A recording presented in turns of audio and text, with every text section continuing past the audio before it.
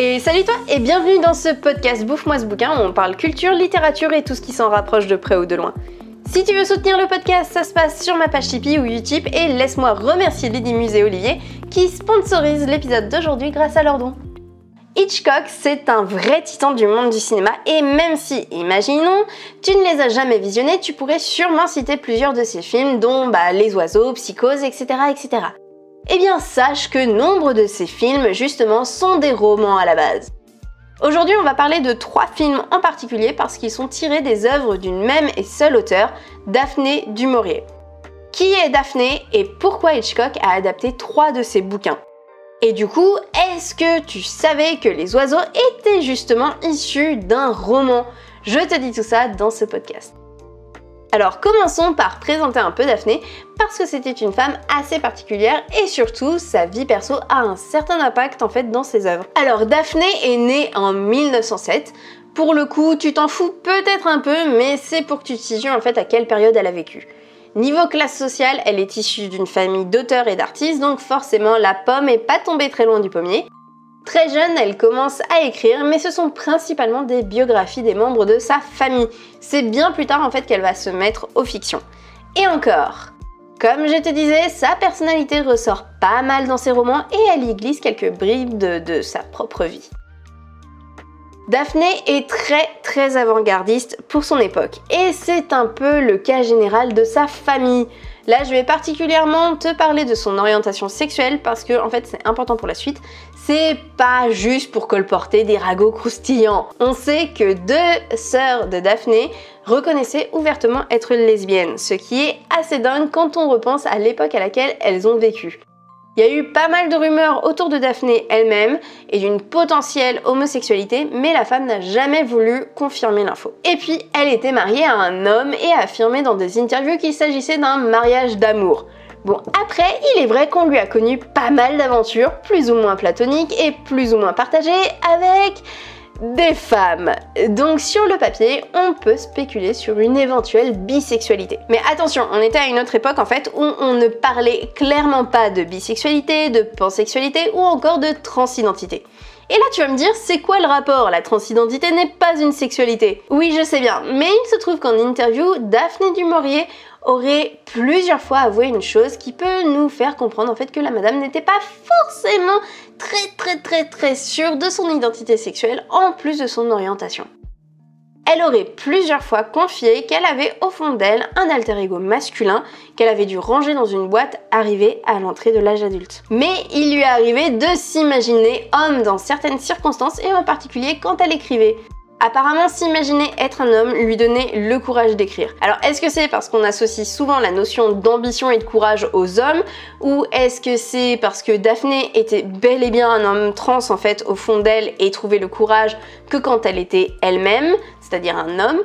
On ne saura sûrement jamais vraiment, mais clairement, elle était beaucoup trop en avance sur son époque. Et je trouve ça en fait triste de me dire qu'elle a dû mettre cette part en fait d'elle en boîte, comme elle dit, parce que la société dans laquelle elle a évolué ne parlait pas en fait de tout ça, de transidentité et ainsi de suite. Alors, pour des raisons évidentes, je vais continuer à genrer Daphné au féminin parce que on n'a vraiment aucune preuve concrète qu'elle aurait pu être un homme trans et je vais pas genrer quelqu'un au masculin juste parce qu'on pense que nanana. Voilà. Alors maintenant que tu sais tout ça, tu vas voir à quel point en fait c'est important cette partie d'elle pour comprendre vraiment son roman Rebecca. Rebecca, c'est pas la première adaptation de ses œuvres que Hitchcock va faire. Mais je vais commencer par te présenter celle-là pour une raison simple, c'est la seule que j'ai lue et dont j'ai vu les 2 adaptations. Rebecca, c'est un thriller qui sortira en 1938 et aura tout de suite un grand succès. L'histoire est inspirée à la fois des œuvres de Charlotte Brontë et de Jane Austen. Alors perso, en effet, j'ai vraiment trouvé que Rebecca et Jane Eyre, c'est kiff bourricot. C'est la même histoire à une vache près.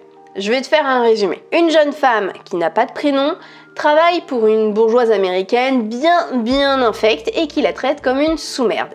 La mimine est orpheline, donc elle a pas d'autre choix que serrer les dents et répondre aux caprices.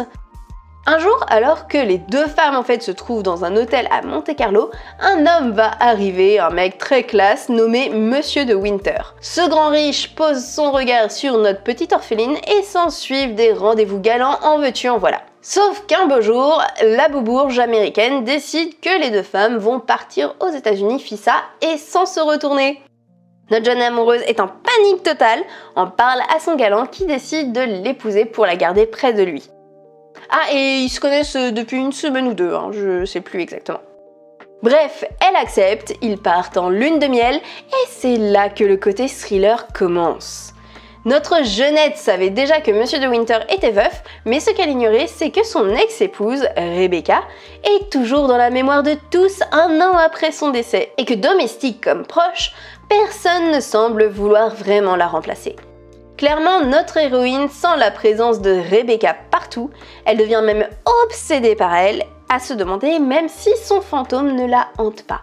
Bon, et à force de remuer dans le passé, elle va se rendre compte que la mort de Rebecca n'est peut-être pas si accidentelle que ça. Si t'as lu Jane Eyre, en effet, tu dois avoir une légère sensation de déjà-vu. Alors, quel est le rapport avec l'homosexualité et la possible transidentité de l'auteur? Parce que oui, je t'avais promis qu'il y avait un lien.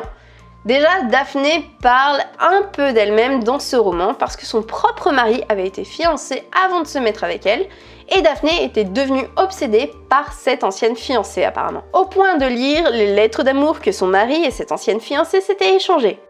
Daphné collectionnait également les photos de cette femme, presque comme si elle en était elle-même amoureuse.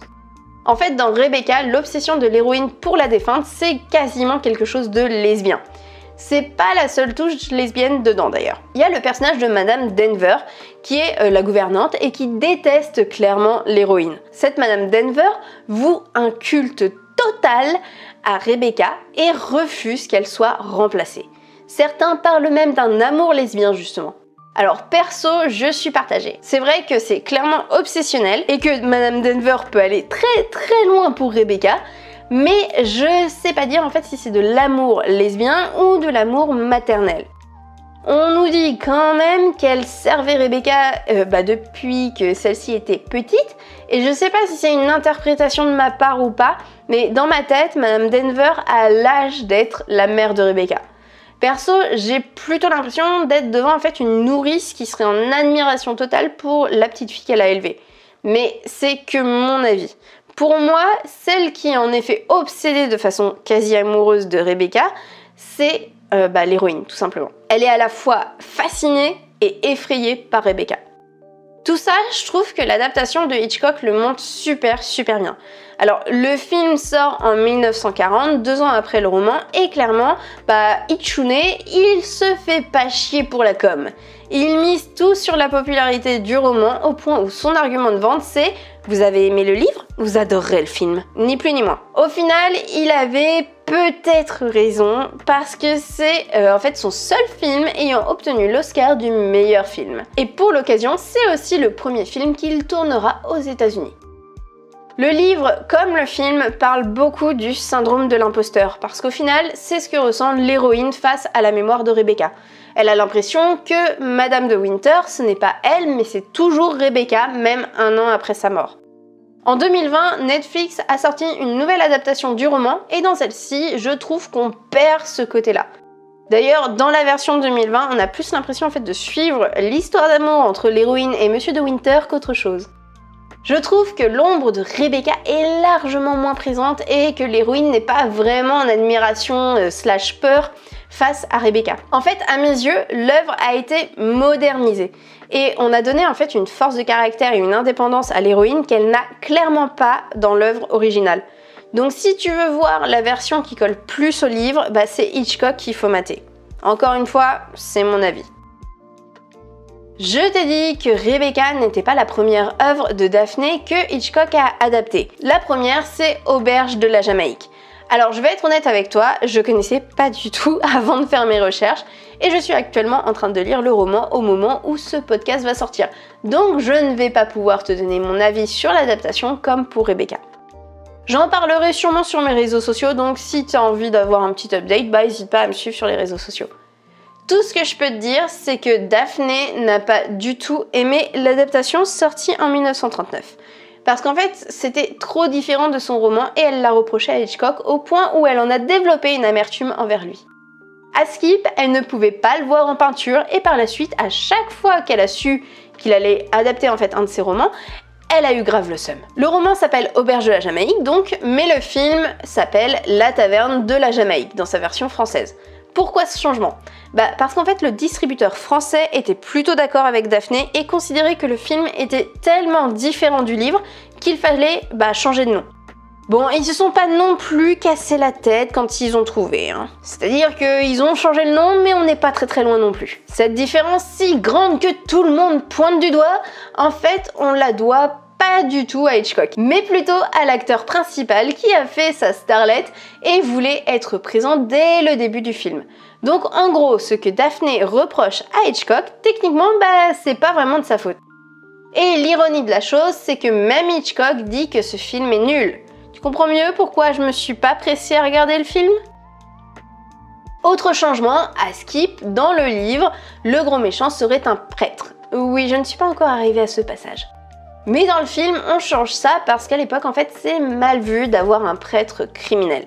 Donc en gros, le film aurait été fait pour plaire à l'acteur et à la bien-pensance. Tu m'étonnes que Daphné ait ragé. J'ai une petite anecdote d'ailleurs sur les prêtres criminels. T'as peut-être jamais fait gaffe que dans les adaptations hollywoodiennes de Notre-Dame de Paris, Frollo n'était pas un archidiacre, mais devenait un juge de paix. C'est exactement en fait pour la même raison. Un religieux ne peut pas être un criminel. Passons maintenant au célèbre film Les Oiseaux. Parce que ça aussi, on le doit à Daphné. En fait, c'est une nouvelle qu'elle a écrite et d'ailleurs, à la base, Hitchcock ne voulait pas en faire un film mais plutôt un épisode pour sa série. Mais finalement, il aime beaucoup trop le concept et en fait un long métrage. Alors, tu le sais peut-être déjà, il y a pas mal de rumeurs de harcèlement autour de ce film. En gros, Itchune aurait eu un gros crush pour l'actrice principale et lui aurait mis la misère parce qu'elle avait eu le culot de le repousser. Lui, il avait clairement de la chance que le hashtag balance ton porc n'existait pas à l'époque. Bon est-ce que ça valait le coup de faire vivre un enfer à son actrice principale pour réaliser ce film? D'après Daphné, toujours pas. Elle a également détesté ce film. Enfin, il me semble qu'elle ne l'a pas vu, mais elle a détesté en fait tout ce qu'on a pu lui en dire sur le projet. Et je pense qu'à ce stade, c'était la 3e fois que Hitchcock adaptait un de ses romans, elle avait détesté La Taverne de la Jamaïque, elle pouvait pas piffrer Hitchcock, je pense qu'il aurait réalisé le meilleur de ses films et l'adaptation la plus fidèle possible. Daphné aurait peut-être trouvé quelque chose à redire juste parce que c'était Hitchcock. Et c'est pas une critique de ma part, je pense que j'aurais sûrement réagi pareil. Bon, je vais pas rentrer dans les détails parce que ce podcast serait beaucoup trop long et aussi parce que j'ai pas lu cette nouvelle non plus, décidément. Mais en gros, la nouvelle de Daphné est elle-même inspirée d'un fait divers qui date de 1961 et qui se serait passé dans la ville californienne de Capitola. Voilà, j'espère que ce petit podcast t'aura plu. On se retrouve la semaine prochaine pour un prochain podcast. Ce sera un podcast interview d'ailleurs d'un auteur. Bref, abonne-toi pour pas rater ça. En tout cas, je te dis à la semaine prochaine. Je t'embrasse fort, c'était Mélanie.